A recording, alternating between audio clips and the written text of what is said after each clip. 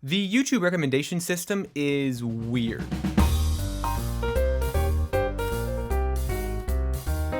From 20-second long videos of animals being silly, to elderly people sharing their life wisdom, to obscure 1980s city pop records, what shows up on the feed of any given YouTube user can kind of feel pretty random sometimes, almost intentionally so. And the occurrence of a random 14-year-old video being plastered to the front page of everybody's home screen is a pretty widely observed phenomenon. I mean, just click on any one of these videos and the comment section will be filled with various digital vagrants that have just wandered into this particularly dusty corner of the internet just as you have. And to be fair, maybe you and 6 million other people had spent enough time watching enough related content to set off the alarm somewhere deep in the YouTube algorithm, making it concretely sure that you all collectively needed to be shown the timeless and daring classic dog runs into wall, but I have a hard time believing that. Because as I said, the randomness of the videos recommended seems almost intentional. I've never personally inquired into what would happen if a cigarette spent one whole year in a jar of soil, but evidently YouTube thinks it's something that I should look into. Sure, they get it right a lot of the time. They've had over a decade to fine-tune and tweak the recommendation algorithm to be able to adequately and efficiently cater to the entertainment needs of pretty much every single individual user, but every once in a while, something misfires. And as much as I would like to dissect the science and coding behind what is arguably the most efficient feedback loop ever created, causing YouTube engineers to Oppenheimer stare at their computers as they gaze upon the monster that which they have created, there are tons of well-educated people on this very platform that could do a much better job of that and have done a better job of it, and they have, degrees and stuff. I'm not gonna lie and pretend that I know the inner mechanisms of it. I don't know how it works. And since I've committed to enjoying music to some degree, I'm going to stick with that when discussing this topic, focusing on a handful of standout albums and music-related videos on this platform that seem to have garnered and maintained dedicated cult followings founded upon the initial algorithmic boosts that YouTube has given them, and provide context for each one. Because for more casual enjoyers of these pleasant surprises that we find on our home screens, they sometimes act as one-off and spontaneous discoveries, pleasantly enjoyed in the moment, but less commonly researched and looked into beyond that initial introduction. Finding that beautiful Japanese jazz fusion record at 2 a.m.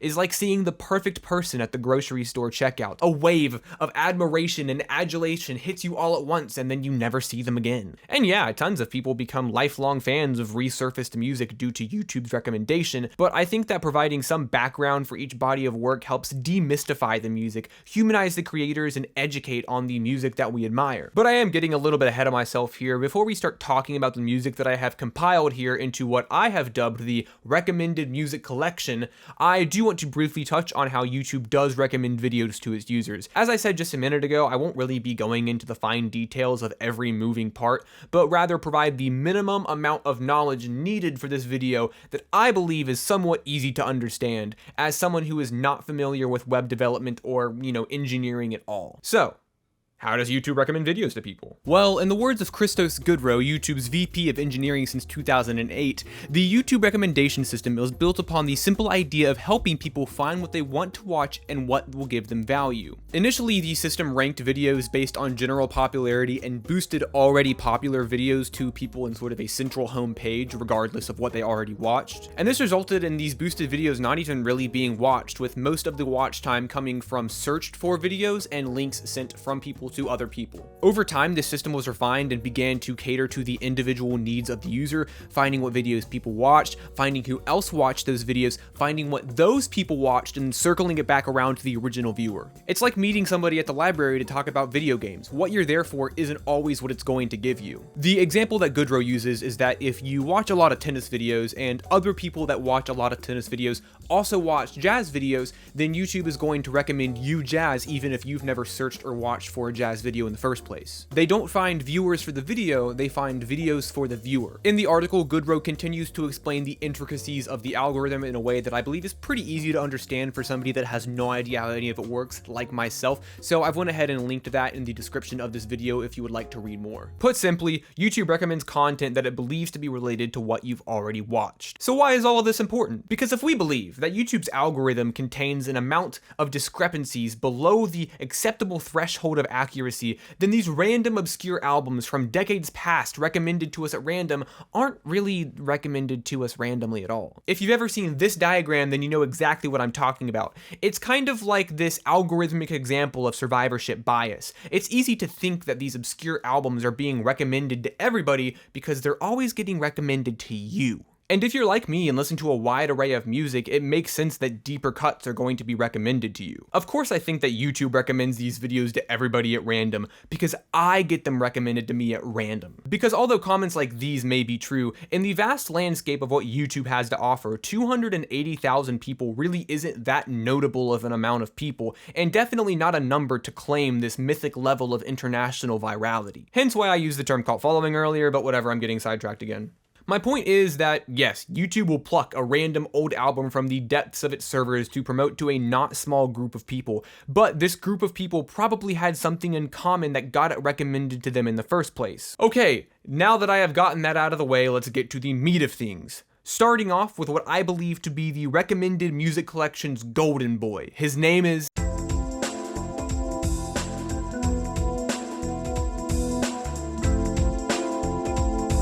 Born in Akabane on March 27, 1953, Masayoshi Takanaka is definition cool. From dazzling audiences with his tropical blend of Japanese jazz, fusion, and samba, to absolutely ripping it on guitar with Santana, his unwavering style and nuclear-level charisma has produced a timeless discography that has stood the test of time over decades. He had previously played in rock and prog bands before his solo career, but his impressive 36 studio album run had its humble beginnings in the form of Seychelles all the way back in 1976.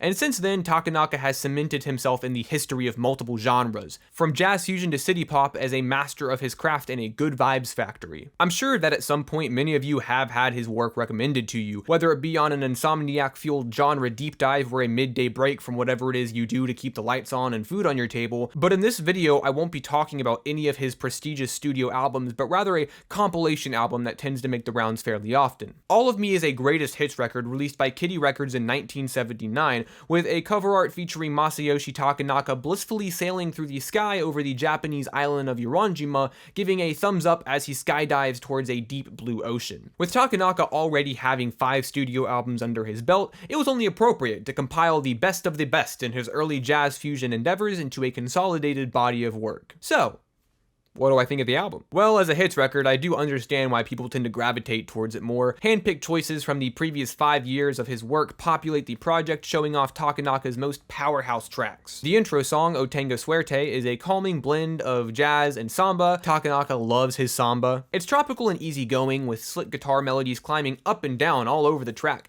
It really does sound like the music of somebody whose guitar of choice is a surfboard. Tokyo Reggae is another slick but slightly more melancholic track about longing for summer, with warbled rhythm guitars and delicate singing. Sweet Agnes is an airy city pop banger. My personal favorite is probably Brazilian Skies for its relaxed, beachy vibe, or I Remember You for its whining guitar sections and angelic string arrangements. Spending time with this album is like simultaneously spending time with an old friend and also experiencing something entirely new and whimsical at the same time. It's incredibly welcoming and unapologetically fueled by this pursuit of good vibes and a carefree lifestyle. It's kind of like a prog Jimmy Buffett. But even if Takanaka is this purveyor of chillness and funky grooves, there lies within a beautiful intricacy in what he accomplishes on his records. Because the sweet cries of his guitar and funky backing band are easy to get lost in, that you almost forget for a brief moment, you almost forget how technically impressive all of this is. The jazz fusion plays with melody, structure, time signature like Play-Doh, molding the elements of this track to fit into whatever shape Takanaka requires to shred on,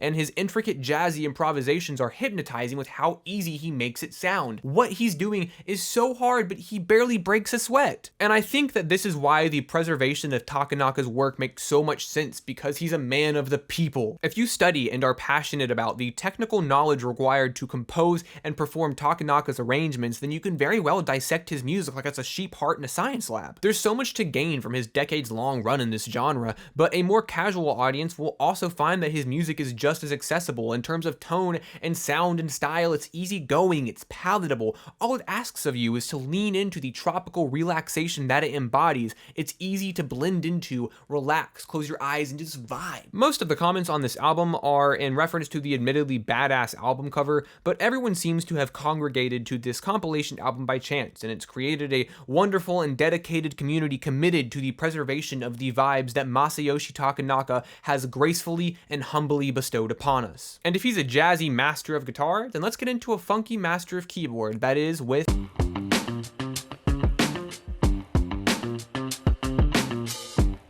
We're staying on the topic of Japanese jazz fusion artists born in March of 1953 with Himiko Kikuchi and her album Flying Beagle. As Masayoshi Takanaka got his start in rock rather than the jazz fusion that we know him for, Himiko Kikuchi finds her roots in classical, beginning training at the age of 7 at Miyagi Gakuin Women's University, as well as Tokyo University of the Arts. At age 12, she won second place in the Yamaha Electone competition, a music competition for more electronic-focused musicians, for her performance of Bach's Toccata and Fugue in D minor, a composition whose name might not sound familiar, but I guarantee that you've heard it.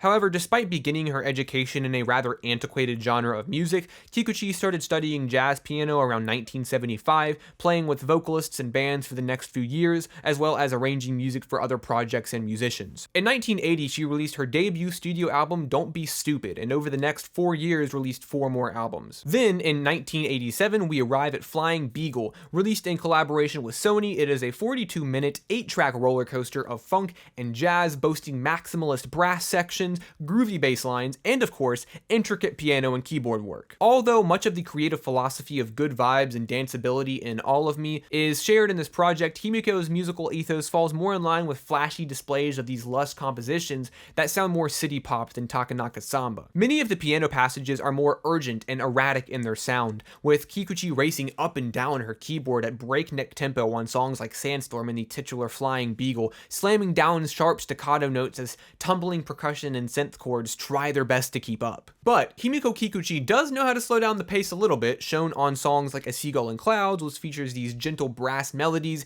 a luxurious atmosphere, and some silky smooth chord progressions, but Himiko still manages to slip in some absolutely wild playing. Guess she just can't help herself. Fluffy is another more laid-back cut that features this plucky guitar progression to pair with her piano like wine and cheese, as soft and barely noticeable vocalizations float in the background, but once again, she can't help herself. The more intricate sections of this track are an amazing contrast for the warmth of the slow-moving and relaxed instrumental. But at its energetic peaks, Flying Beagle is a funky and mesmerizing album where Himiko Kikuchi has the world of jazz at her fingertips, gracefully fusing sounds to craft one of my favorite instrumental albums of all time. It's hard to pick out a favorite track from this album, but I would probably give it to Baby Talk or the title track. And once again, this album seems to seek out people rather than the other way around. It looks like her website hasn't been updated since 2007, and I can't really find any recent interviews with her, so I'm not really sure what Himiko Kikuchi is up to these days, but I just hope that she's somewhere out there reaping the newfound benefits of the reemergence of her amazing body of work. Her website says that she's an active member of the group Himiko Kikuchi Double Quartet,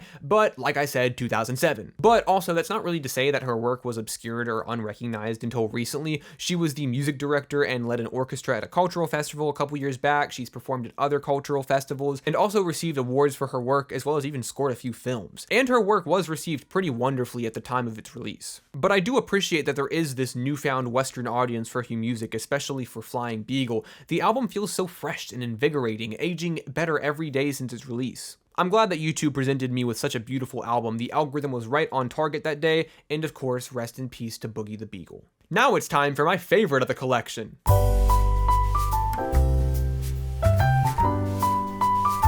Ryo Fukui was born in Biratori, Japan, June 1st, 1948, breaking our streak of artists with March 1953 birthdays. He did die in March though, so almost. Scenery is a beautiful album and my all-time favorite jazz record, which is a statement that would more than likely dramatically wound any music snob who knows a little bit about jazz. The background to Fukui's career is pretty important to me because it's this sort of underdog story. Ryo Fukui began teaching himself piano at the age of 22 with pretty much no formal training on the instrument. Many pianists who found careers in the instrument started formal training as early as like 5 years old, so in the world of music it's pretty easy to label 22 years old as somewhat of a late bloomer. He did, however, receive occasional guidance from saxophonist Hidehiko Matsumoto, so he wasn't completely alone there, but still, point still stands. And fairly often in the development of his piano skills, Ryo Fukui would get discouraged under the impression that his skills as a pianist were stagnating and plateauing, and it was hard for him to notice improvement in his ability to play and compose. But despite his tendencies to be rather harsh on himself, he grew in his abilities on the piano, and in 1976,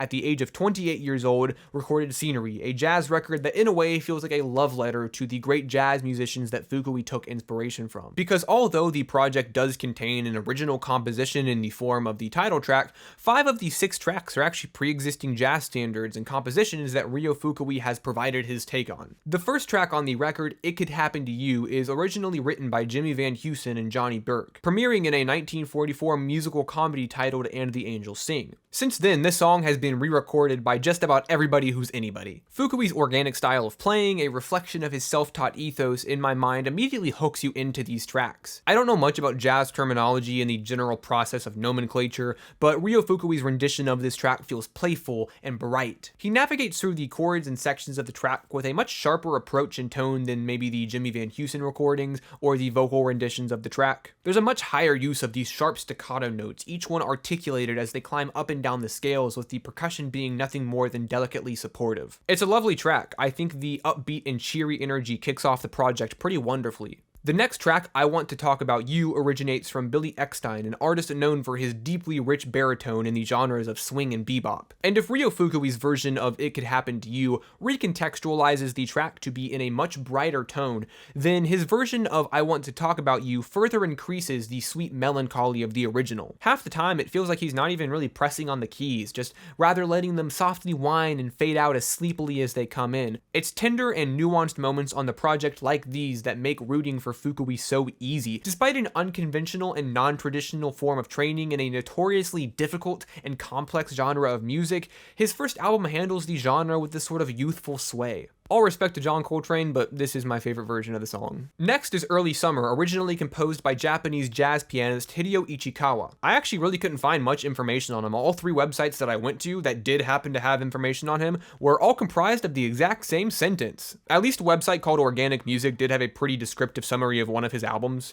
Early Summer is a swirling environment of beautifully saccharine chords that gradually pick up the pace to become this sprint of notes, with the highlight of the track being a hard pan drum solo just around the 7-minute mark that just keeps going and going and going and going, with Yoshinori Fukui just ripping apart structure and time signature to wail on the drums for about 2 minutes straight. No piano, no bass, just Yoshinori. Willow Weep for me is a 1932 track composed by Anne Ronell, and similar to It Could Happen to You, it has been re-recorded by just about everyone. From Ella Fitzgerald to Steve Miller, everyone has had a piece of the Willow Weep for Me pie one way or another. One Muzzy Marcellino, a master whistler, even recorded a what do you know it whistling version of it in 1958. On Spotify, this is the least played track on the album by well over 1 million plays, but I find that separation to be kind of odd because this track is just as gorgeous as the rest of them. Even if the general performance isn't as immediately recognized as being intricate or energetic as the other songs on the album are, it still resonates with me as a slow-moving and warm track. The tempo gives this song a slow stumble, cascading short chords and falling melodies for all 8 minutes of the track. Autumn Leaves is probably my favorite track on the album, and after listening to the original 1945 composition by Hungarian composer Joseph Kamos, and after researching the various interpretations of the other tracks on this album, I've come to understand that when it comes to re-recording jazz standards, I know nothing about jazz. Philippe Baudouin talks about this in an article on current research in jazz. I'm so sorry if I got your name horribly wrong, and it's kind of helped me understand the importance of Autumn Leaves as a piece. Felipe claims that Autumn Leaves is the single most important non-American jazz standard, being recorded over 1,400 times, and it is used as a shining example of harmonic progression in jazz education. He then breaks down and explains every single detail that makes this song wonderful in a way that I simply don't have the capacity to comprehend right now. So this article will, of course, be in my list of sources with all my other sources. If you would like to understand exactly how this song is structured, this is seriously a comprehensive history of this song. But I guess the part that I don't really understand or quite get yet is how much of a composition you can change before it's no longer an interpretation, but rather this mangled jazz ship of Theseus. Because I listened to Ryo Fukui's version of Autumn Leaves, and I can kind of connect the dots between maybe, say, Vince Guaraldi's version of the track, and then I can maybe take those two songs and hear them in Nat King Cole's version. But then I listened to like the Frank Sinatra version, or the original Joseph Cosma composition, and I kind of lose whatever comprehension that I had about how jazz intrinsically functions as a genre of music. A better essayist wouldn't admit to this or include it in their video, but understanding how this works is not something that I can really understand while researching one YouTube video that's not even really about that. But I do know that I like how it sounds. I have spent way too long on this album, so we're going to wrap it up with the title track, the only original composition on the album, and I'll use it to wrap up my thoughts on why I love this album so much. The one and only track on Scenery, where all of the composing is done by Ryo Fukui as a pianist, is the least complex and filled out song on the album. That is something that I don't think is very difficult to recognize. Ryo Fukui is a self-taught pianist at the age of 28, standing on the shoulders of giants, with a broken self-perception and a skewed understanding of his own talent.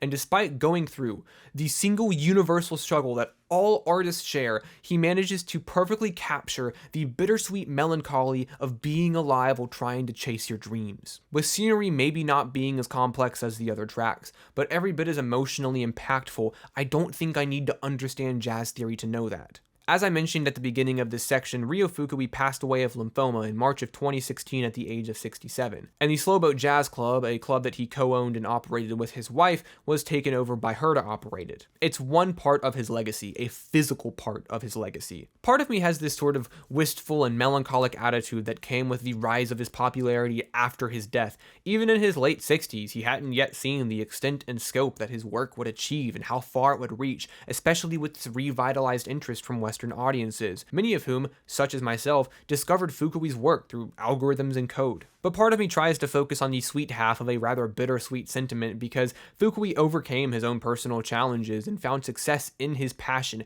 and 5 decades later, a new audience has found comfort in a talent that he was once unsure of. Now we're going to move a little bit away from Japanese music, and we're going to talk about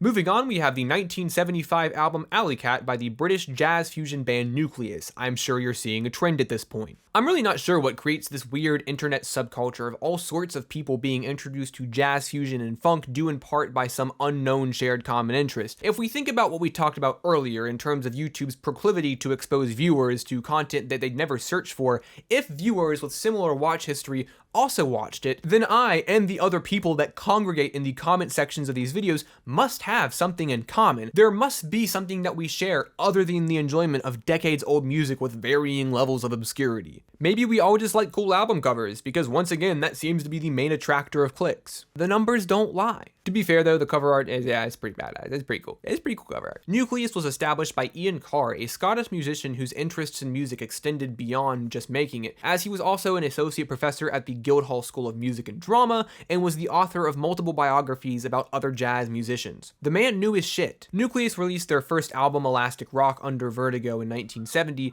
but the album that we are talking about today, Alleycat, came 5 years later in 1975. And 5 years isn't exactly a long lifespan in the terms of being a band, but when reading about Nucleus, I was blown away by the downright ludicrous amount of members that they have had over the years. I was just gonna put a list from the Wikipedia up on the screen, but no, fuck it, I've decided to make a whole bit out of it. You're welcome. The members are as followed: Ian Carr, Chris Batchelor, Harry Beckett, Kenny Wheeler, Bob Birdies, Brian Smith, Phil Todd, Tim Whitehead, Carl Jenkins, Tony Coe, Tony Roberts, Jeff Castle, Gordon Beck, Dave McRae, John Taylor, Patty Kingsland, Keith Winter, Alan Holdsworth, Jocelyn Pitchen, Ray Russell, Chris Spedding, Mark Wood, Roy Babington, Rob Burns, Jeff Klein, Mo Foster, Joe Hubbard, Billy Christian, Dill Katz, Rob Statham, Roger Sutton, Ron Mathewson, Neil Ardley, Tony Levin, Roger Sellers, Brian Spring, John Marshall, Clive Thacker, Richard Burgess, Chris Fletcher, Chris Karan, Ario D'Souza, Trevor Tompkins, Kieran White, Norma Winstone, and Joy Yates. Decent number of albums too. Nucleus and Ian Carr are highly praised in jazz circles from what I've seen, especially in the UK. The unofficial Nucleus fan site, which has been impressively and impassionedly maintained over the past 20 years or so, has a sort of introductory biography as its front page. With an extensive list of work and accolades that Ian and the band have accomplished over the years, including top group at the 1970 Montreux Jazz Festival, having critically acclaimed books, multiple world tours. So, let's talk about Alleycat. The album starts off with Fido Corner, a funky and trancey track that I think sets a pretty good precedent for the rest of this album. As we've established, I'm not exactly a jazz aficionado when it comes to the technical stuff. My knowledge of the genre extends to what I enjoy listening to, but hardly past the threshold of theory. However, from what I can hear, and after going through all 47 subgenres of jazz on rateyourmusic.com, which recognizes Alleycat as jazz fusion and jazz funk, what sets Alleycat apart from the previous albums we've talked about so far is that this is some jam band shit. Fido Corner is not less complex or technical as, say, Flying Beagle, but all of the instrumental work has this relaxed and improvisational feel to it. Like, the studio version of the song just might sound the way it does because that's just how they were feeling that day. It's loose and organic in how it flows, with these punchy guitars intermittently crying out in the background with brass sections that are very smooth, dominating the mood of the track. Funky bass lines supporting everything else, and keyboard chords that bounce everywhere. Everyone gets their turn to be in the spotlight, and instead of meticulously planned compositions, it feels like this sequence of spontaneous and spur-of-the-moment choices. It's all very intricate, but it also feels very seamless. The title track is a 14-minute monster that slows down the pace a bit to focus on a little bit of everything, starting off with some slow pace and intimate trumpets while the drums are quietly supportive and the bass line is nothing too complex. They slowly breathe life into the track, letting the slow burn swell into a massive and intense arrangement of instruments. After slowing down to this almost noir sound, it then speeds up as the trumpets climb entire scales while bouncy bass arpeggios roll in the background. It becomes hypnotic and borderline psychedelic. Splat, in the beginning, feels a little noir as well in its sound, like it's jazzy and funky but also has these darker undertones to it, but then the song progresses and it inevitably explodes into a bright and infectious sound, and then the trumpet sections get pretty experimental. They warble and whine and almost sound like they're talking at some point. It's fucking crazy. You Can't Be Sure switches up the pace with some surprisingly twangy and bluesy guitar sections, which completely caught me off guard, but hey, life is full of surprises. Other than some added bass, it never gets that kick of energy that the other tracks do. I honestly like it a lot for that. It's a weirdly subdued breath of air in the midst of chaos. Then the outro, Nosegay, finishes the album with the same chaotic energy that it started with. Hey guys, it's 8:30 in the morning, Mel here, editing this video. Yeah, Nosegay is kind of a funny name for a song, and it's a funny word in general, and I was wondering what it meant. So it actually is just a small arrangement of flowers. It's a small bouquet of flowers that smell nice. It comes from the 15th century Middle English. They joined nose, which meant nose, and then gay, which meant ornament. So it's a nose ornament. It's an ornament. It fits nicely around the nose. Yeah, that's what nosegay means. Back to the video. The main criticism that I found for this album is actually the same thing that I'm praising it for, being its unapologetic and occasionally unfocused chaos. And I will admit, without bias, these songs are a lot to take in, sometimes having these cacophonic sections of screaming trumpets and growling guitars, all being held up by a bass line carrying a little too much weight. But that's why I love Alleycat. Its experimental and unhinged nature is played advantageously into the organic and swirling sound of, well, everything. It's so brazen and grand that it becomes a tornado that you just can't convince yourself to take shelter from. And by the end, you understand that it has the same ferocity as the cat on its album cover. The 1975 British jazz album that found its way to me through the algorithms of YouTube was uploaded 6 years ago, which is 8 years after Ian Carr would pass away from Alzheimer's disease. And a recurring motif and thought process that I found when coming to conclusions and researching and listening to these projects seems to be this idea of preservation, especially in a newfound, sometimes posthumously acquired audience. Ian Carr and Nucleus were successful for their time, there's no denying that. But I find something special in the idea that decades after something is released, it becomes something new, appreciated in a different way by different people, reborn for a new and budding audience, unfamiliar with a whole new world of music that they're about to share with a tightly knit cult following. As I've listened to these projects and gone headfirst into the rabbit hole surrounding their lore, I've come to understand how important the scarcity of some albums is to people. Even if an album went decades without properly receiving its deserved flowers, the rediscovery and preservation by a small but still dedicated community who share the experience of accidentally stumbling upon it breeds a deep admiration for the work. As if to say, we're sorry it took so long, but we're finally here. Masayoshi Takanaka released one album, in 1982 that had poor enough reception and sales for her to immediately retire after its release. But YouTube helped it get rediscovered due to an increasing interest in city pop on the platform, and over 4 decades after its release, her album Love Trip has gotten multiple sold-out re-releases and a whole new committed listener base. And that's why I love what YouTube has unknowingly or even knowingly done on their platform. Random albums with varying levels of popularity and notoriety will be uploaded by somebody who is definitely not the copyright holder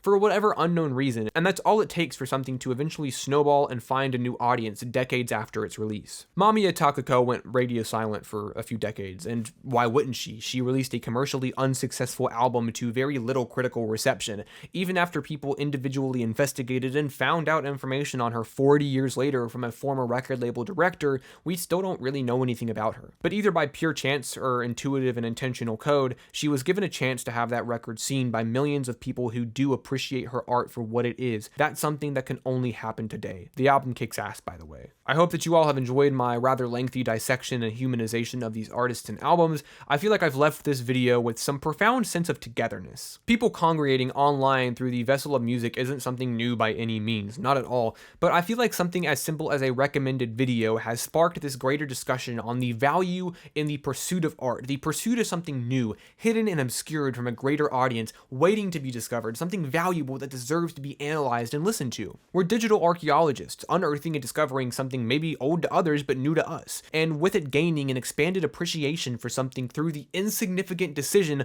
of just clicking on a video because it looked cool. So here it is, the recommended music collection, once recommended to me, that I now recommend to you. Thank you for watching.